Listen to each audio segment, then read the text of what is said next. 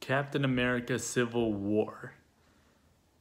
Where do I... Well, first, I have to show you my shirt. It's a perfect shirt for such a great movie like this. But, essentially, I mean, it has a 91% on Rotten Tomatoes, so it goes without saying this movie is pretty incredible. Not to say that Rotten Tomatoes is always correct on everything. Each film has its own opinion, that's for sure. But in my opinion, this movie deserves the 91%. This movie is an epic. And when I mean an epic, I don't mean like, oh, it's just like epic and action-packed.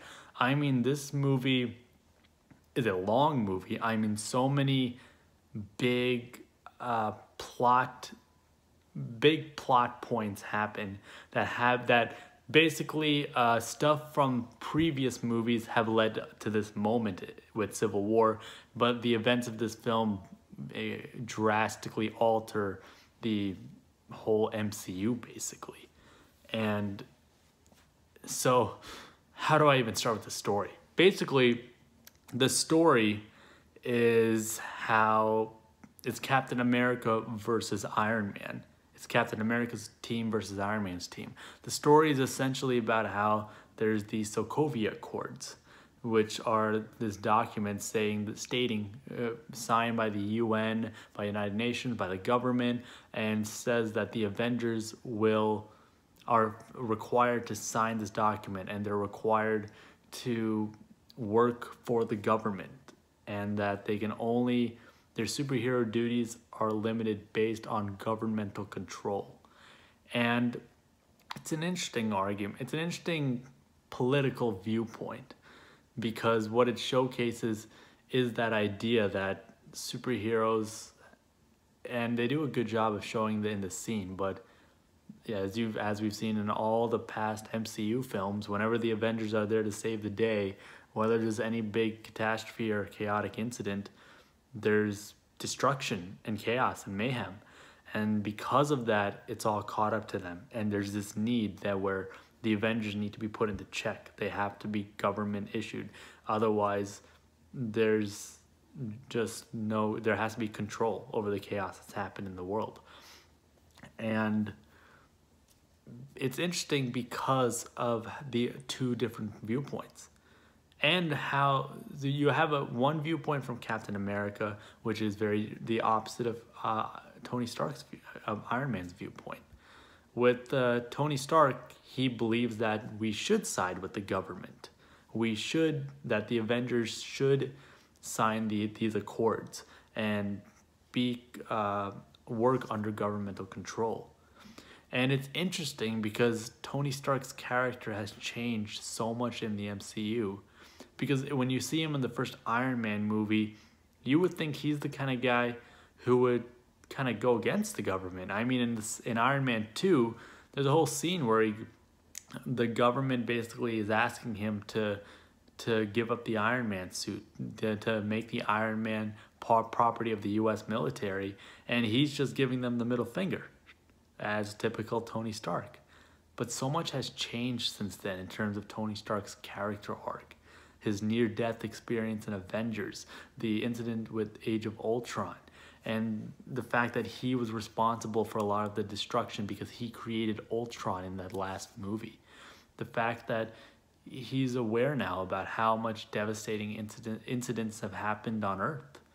And because of that, it changed Tony Stark from someone who would be arrogant and say they can handle anything, to someone who realizes that there are negative consequences for his actions and for the actions of the Avengers. And because of that, he feels that they need to sign the accords. Captain America also goes through a complete 180 arc. In terms of not really a big character arc, he stays true to who he is, but his viewpoint on the US and the government has changed.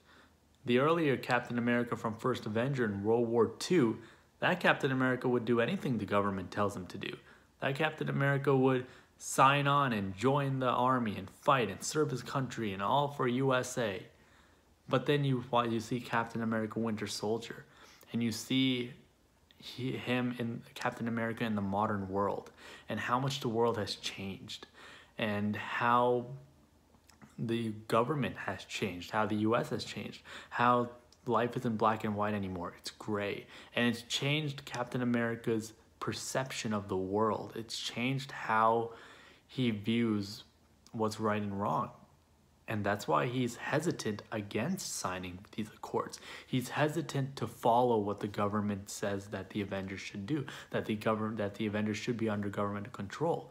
Because he's realized what happens if he is put under control by another party or another group of people. You have people who are running stuff with agendas, and agendas change. And it's that realization that you can't be controlled by other people in that way, because other people may have different agendas. Maybe they'll have different secrets, different plans, etc. So you see Captain America's complete 180 arc change now, where he goes from siding with the government to the world isn't the same anymore. The government is not the same as they used to be. Things change. People change. You know, he has to take responsibility for his. And it's interesting because his argument is essentially, which makes sense, is that signing the Accords is shifting the blame to the government rather than the Avengers taking responsibility for their actions. And it's interesting, this movie is interesting in that way because you see how both of these characters have gone through these polar opposite viewpoints on the world because of all these events that have happened in their previous films.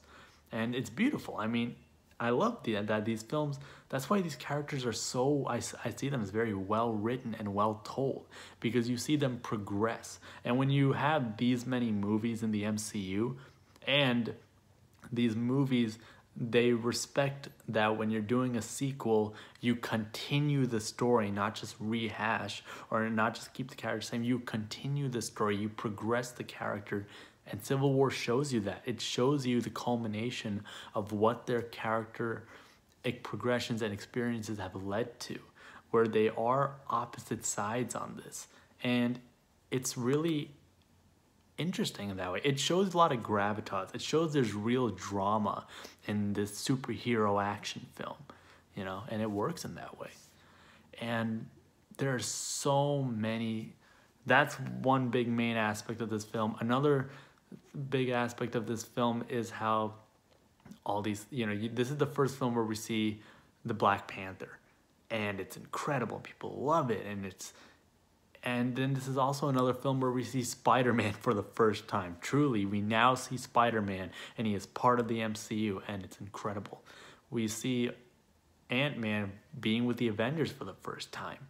There's all these, and then of course we see Bucky back as the Winter Soldier in this film, and we see that how this film is incredible because it knows how to manage all these characters, all these different storylines, and that's what makes it an epic, because it's long, because there's all these characters, because there's different storylines, but this movie knows how to balance all of it in such a proper and precise way where each of these characters have enough screen time to where you care about them and their own personal journeys in this movie, and you're aware of their personal journeys. It doesn't feel forced. It doesn't feel like it's coming out of nowhere. It feels genuine and sincere because the MCU has done such a great job of laying the groundwork so that when you see it come to fruition in this film, it doesn't feel like it's coming out of nowhere. It feels natural. It feels like it makes sense.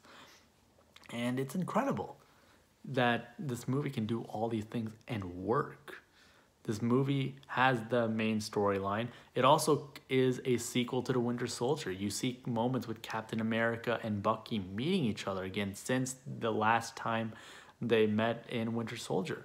And you see them trying to connect, and you see them, their fight scenes in this movie are incredible. And that's the beauty, once again, you have in this big comic book film, superhero comic book film with all these characters with all these like big, you know, superpowers, special effects shots and everything, they still managed to put in a very grounded, gritty, realistic Winter Soldier kind of fight scene in the stairwell. And it's like something out of The Raid or Ip Man, and it works. And you see Bucky Soldier and Winter Soldier kind of working together to escape that that apartment complex, and it's incredible and it works. It's really incredible how they balanced all that. So in that way, second, another storyline is that it's part of, it continues the Winter Soldier.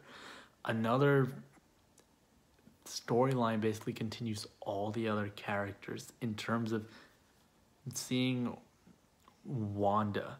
Now, we saw her origin in Age of Ultron, but now we see her in this film. We see more of her character.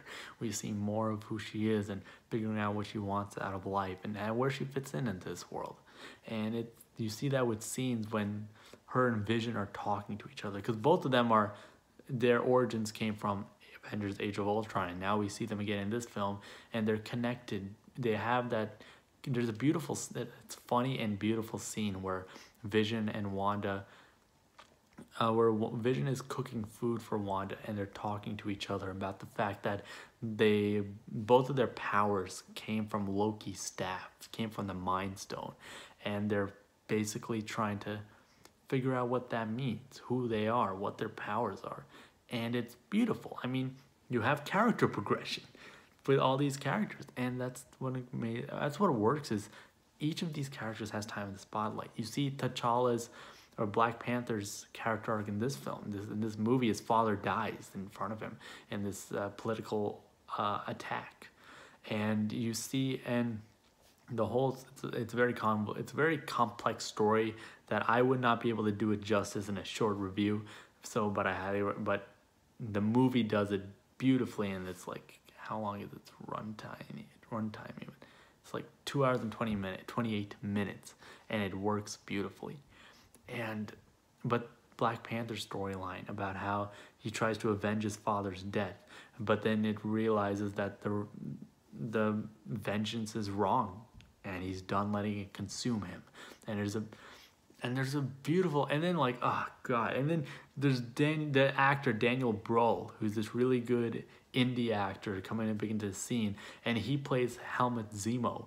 And the greatest thing about Zemo is he's not a character with superpowers or anything. He's just a guy who's very he used to work as a military personnel for Sokovia, and his family died from those incidents. So you see the outcome and the consequences of what happened in previous films come again in this film. And you see Daniel Bruhl's a great actor. Seeing this film over and over again, I always forget that, because there's so much going on, but he plays such an integral part of this film as his character, and it works. And there's just a great scene at the end of the movie with T'Challa and Helmut Zemo just talking to each other about how it came to be with the Avengers and how he tore them apart. He was the one responsible for creating this convoluted plan that worked to tear the Avengers apart. And it's just a great scene, seeing these two very good character actors in this big budget Marvel superhero film. And that's what makes this film work, is it's not just action. There are great action set pieces, but the movie lets you patiently wait till it comes naturally. You have very grounded scenes of these characters just talking to each other, and they're just wearing normal clothes. They're not wearing their superhero outfits. They're just wearing normal clothes, and they're talking about the consequences and the problems and circumstances. There's a great scene between Black Widow and T'Challa where they're just talking to each other after his father just died, and T'Challa and Black Widow just says he's sorry about what happened, and T'Challa just talks about his culture and how his father's passing doesn't mean the end, but continuing on into another afterlife. And it's beautiful. It adds gravitas. It adds that these characters have personality, that they respect each other. It's world building, and done in a very way where you care about these characters.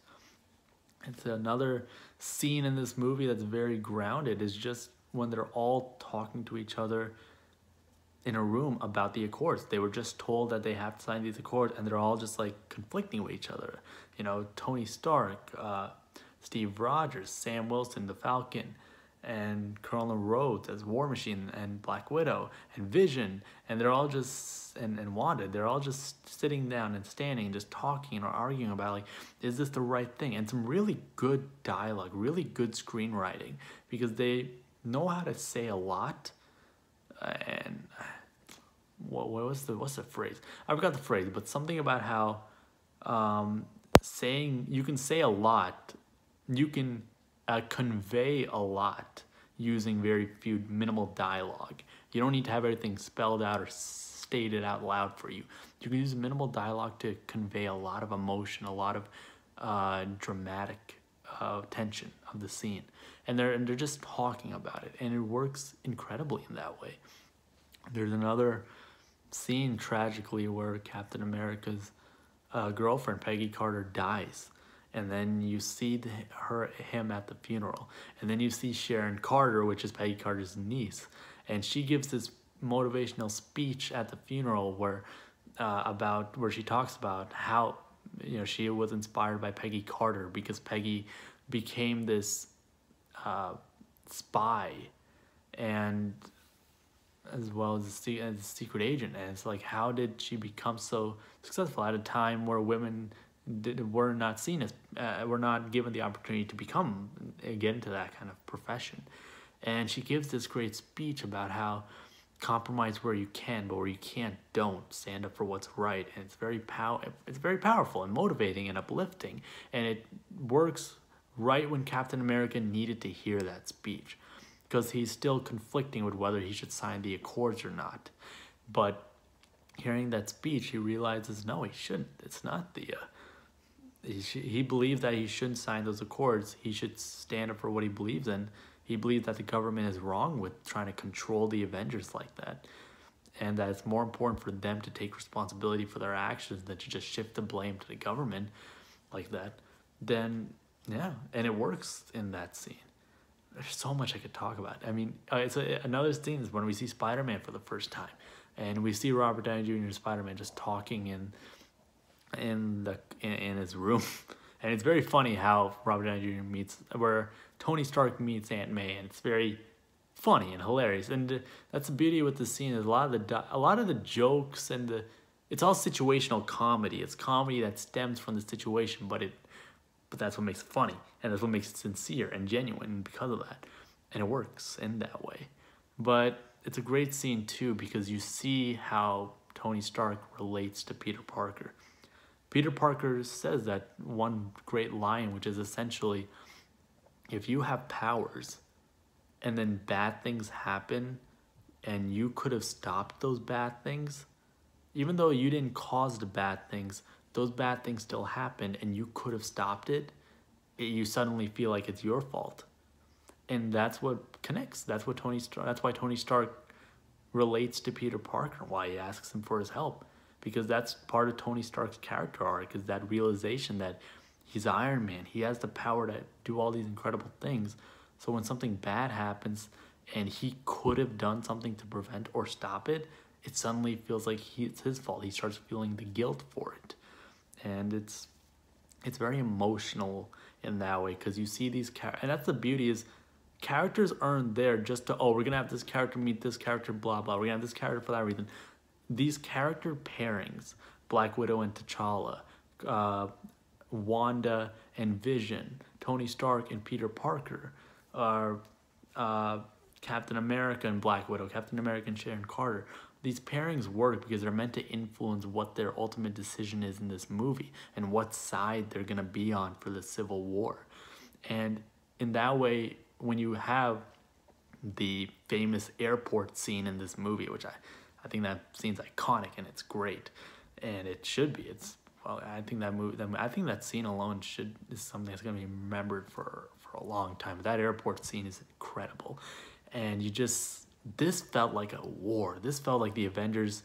You have two separate sides, and you got to choose one, and you see the conflict and the struggle, and the airport scene is beautiful because it's like comic books come to life. I mean, you have all these different superheroes with their individual powers, and they're all just battling each other and using their powers in creative, interesting ways, seeing how this superpower can battle this superpower, seeing how Spider-Man fights the Falcon and Winter Soldier, seeing Captain America and War Machine fight each other, seeing Hawkeye and Iron Man doing some creative fighting scenes, and then Ant-Man is so funny in this movie. Paul Rudd's great as Ant-Man. It's interesting. I feel like I like him more in Civil War than his own movie, just because I like seeing his interaction with the other Avengers, and they stay true to his character because he is a guy. He's a guy with a suit. Like, he's not as like rich and smart like Tony Stark, or as as someone like Captain America who's a man at a time. He's just a guy thrown into this, and he's like he's the guy we relate to the most, because when he meets Captain America and Iron Man, all these characters, he's like, oh my god, wow, you're Captain America.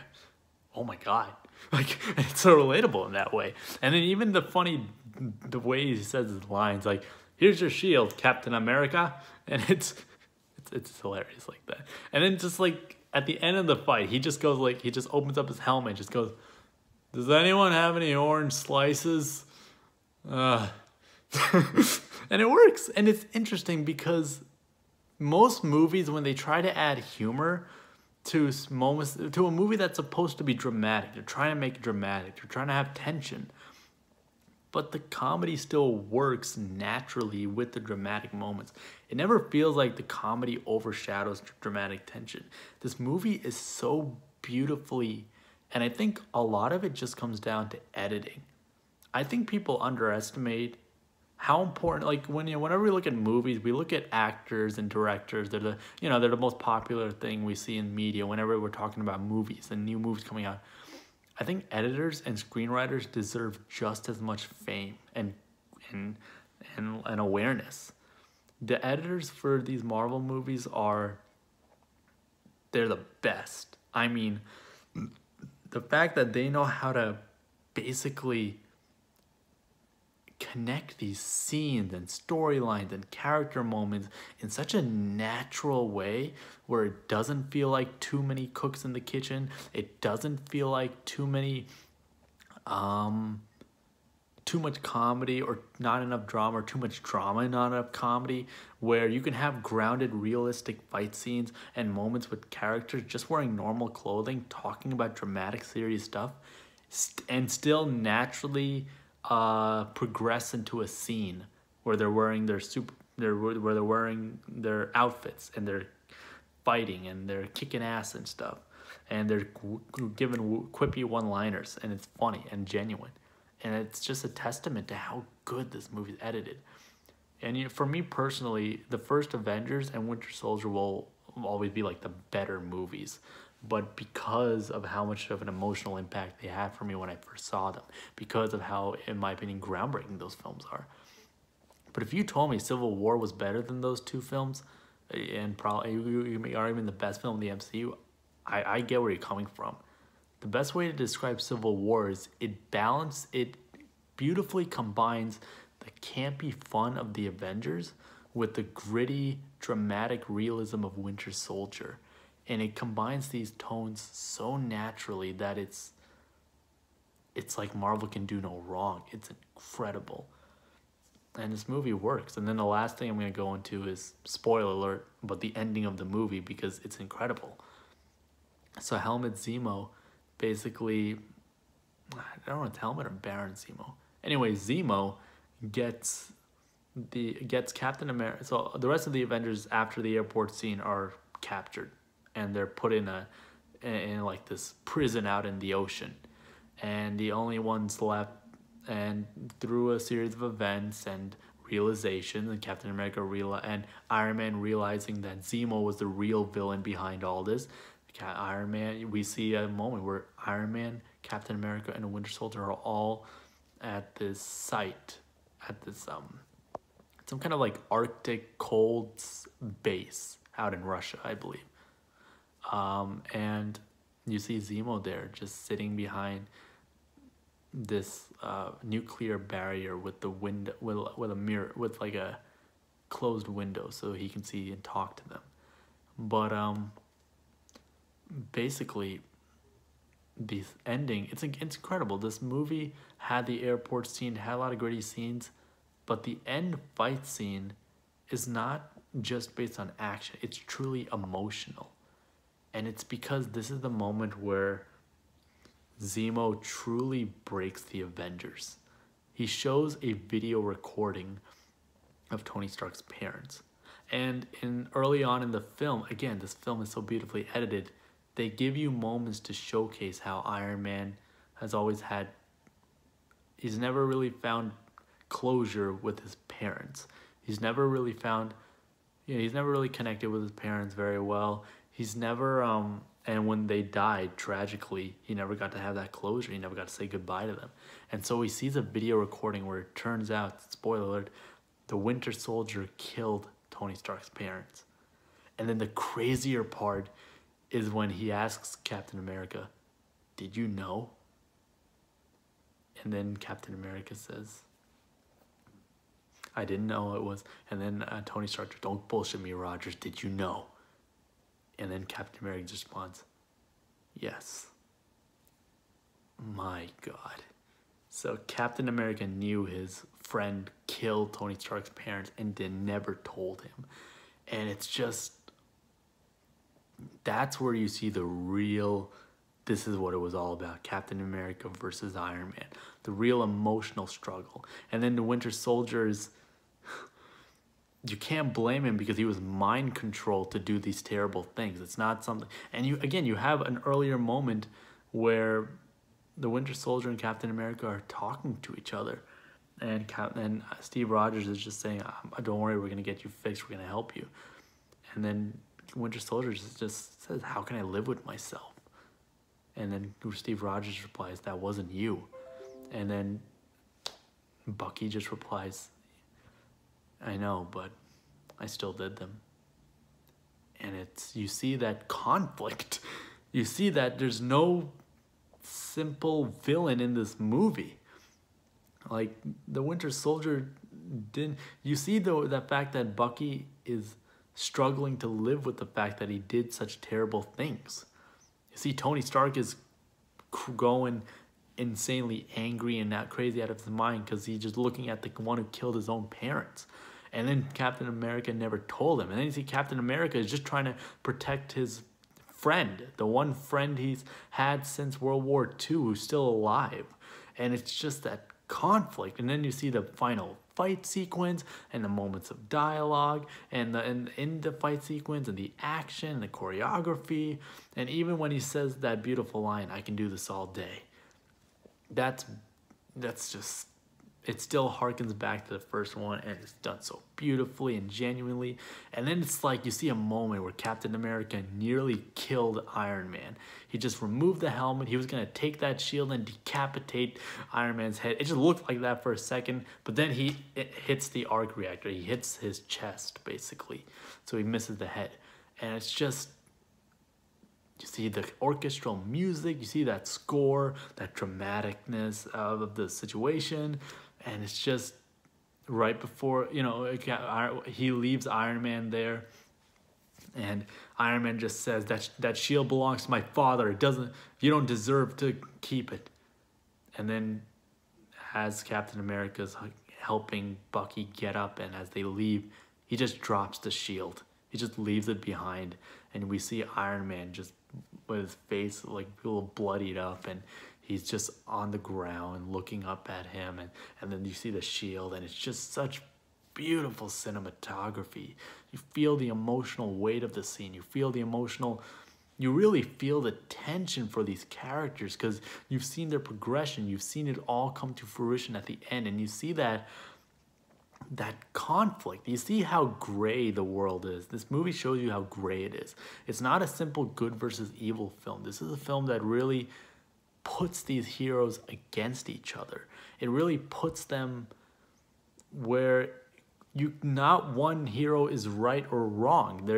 They're just opposing viewpoints, and sometimes you got to hash it out. You got to figure it out, and this movie is so beautiful in doing that. This movie really is, you could say, like the Empire Strikes Back of the MCU. Well, no, I'd say Infinity War, the Empire Strikes Back. This movie is just a huge turning point for the MCU overall. Just the impact, where they're going to go, at the time, it's like, oh my God, what's gonna happen next? It's incredible. And yeah, this